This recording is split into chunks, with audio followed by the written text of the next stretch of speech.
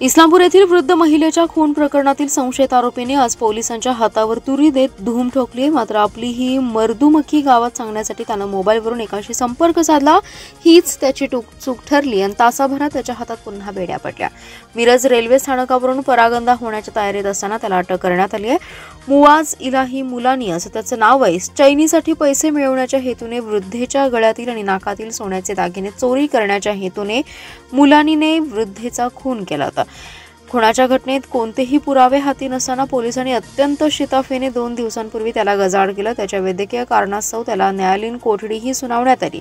संशयित मुलांनी याला येथील मध्यवर्ती कारागृहात सोडण्यात येणार होते, त्यासाठी इस्लामपूर पोलीस याला घेऊन आले होते।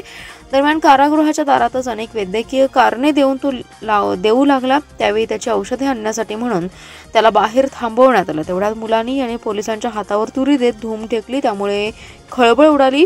इस्लामपूर पोलिसांची चांगलीच दमछाक सुरू झाली। मुलांनी हा पळ काढत कसा तरी मिरज रेल्वे स्थानकावर पोहोचला।